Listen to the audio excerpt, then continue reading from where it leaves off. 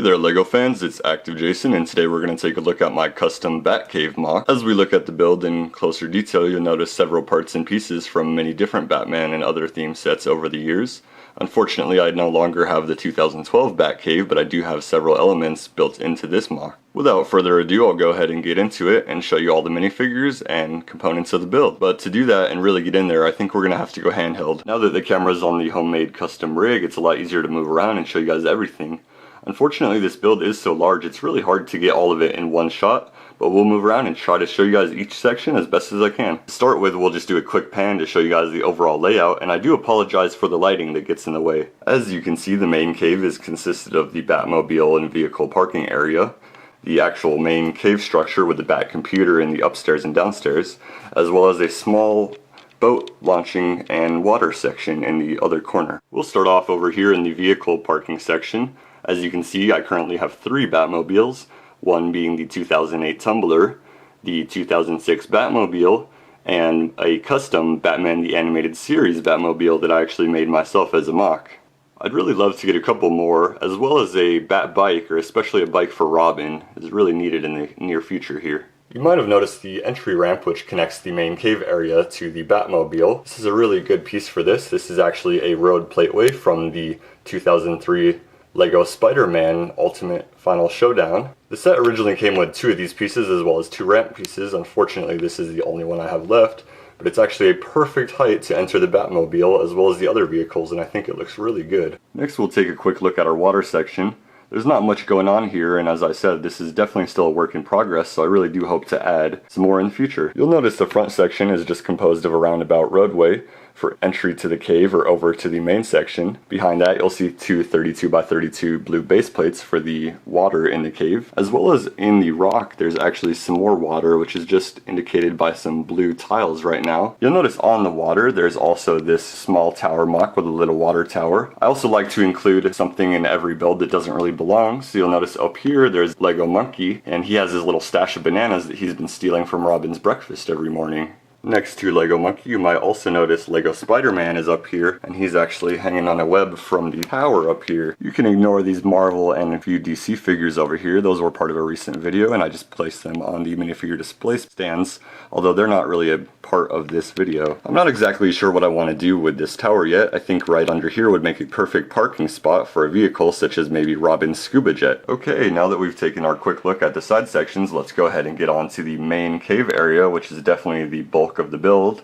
and contains most of the important parts. Right out front, I'll point out this quick build I did for a little fountain using a blue flame piece, which I think came out pretty good. Behind that, you'll see the main suit area. I would really like to put some glass around these suits, encompassing them for better protection. Maybe using something like this over here, which I've picked up with a wall behind it, or maybe an individual cylinder for each suit. I'll take a second to show you all the minifigures in greater detail. Although you can see the suits out here in the front, you see the original 2006 classic Batmans in light bluish gray, in black, as well as in dark bluish gray from the Batman Begins set. We also have Electro Suit Batman, the Robin's alternative suit, and the 2019 Batman.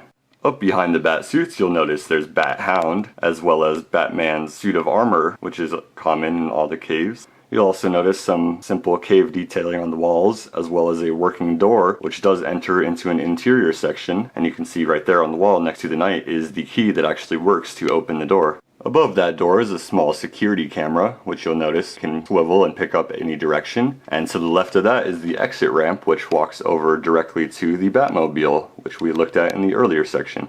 To the side of that, we'll see our main staircase, which is simply plate and brick built. Also some of the large rock pieces, as well as larger bricks to hold it up. In the water section below that, you'll notice there is a Joker sign, as well as an invasion by the penguin minions into the cave, which is not yet gone noticed. Going up the stairs, we see the upstairs section, which has a side railing, as well as a Bat computer and several trophies, which we'll look at closer. First off, I'd like to point out in this corner, we do have a Batsuit area with a working trap door, and you can see on the side over here there is a small play feature knob which when pulled allows that trap door to drop. Directly next to the trap door we'll see Batman's seat with a little desk with a mouse and lots of different panels for a Bat computer. I'm not the biggest fan of this Bat computer build, it's kind of all over the place.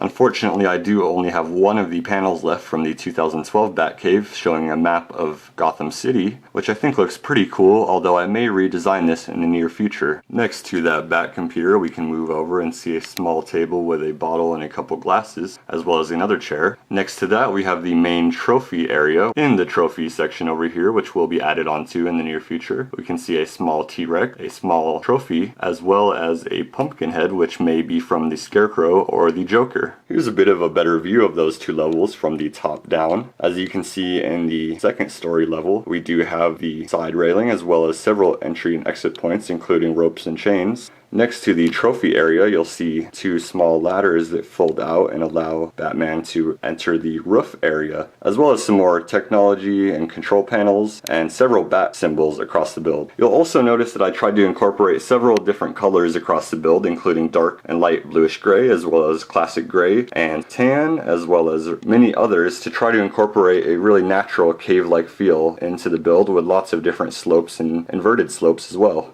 You'll also notice across the entire build there's lots of these trans blue clear plates and studs used as lights.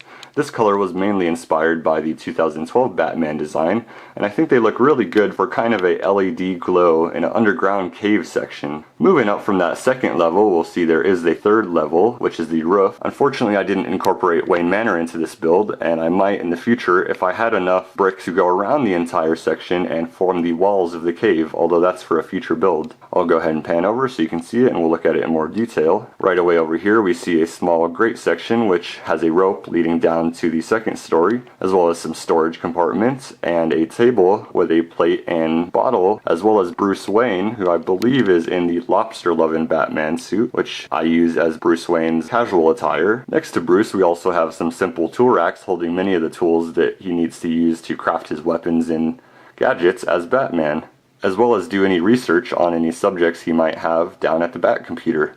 Then we'll tilt down back to the bottom level. There's also a gadget rack over here for Batman's tools. These include batarangs, different tools for crafting, as well as a grappling hook gun, and several others. This is on a swiveling base plate, and you'll find several different varieties of tools around here if you turn it all the way around. Then right in front of the gadget rack, we also have a custom-made weightlifting bench with some barbells on the side and the main bar on the top for Batman to work out. Here's a head-on view of the build. In the future, I'll definitely add some more upper sections that connect via ladders or walkways over to the other upper levels. And I really do want to add some more of those improved suit holders for holding all the extra bat suits. Over here, you might have noticed Man-Bat hanging up from the top right here. And I also do have my Lego minifigure case over here holding all of the villains, as well as Alfred and Robin.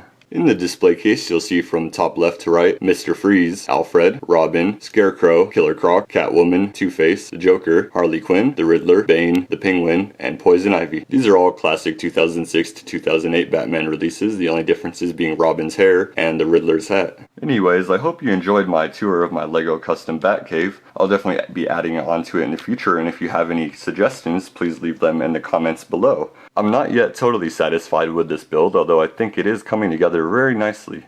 So thanks so much for watching, and I'll see you next time. Bye!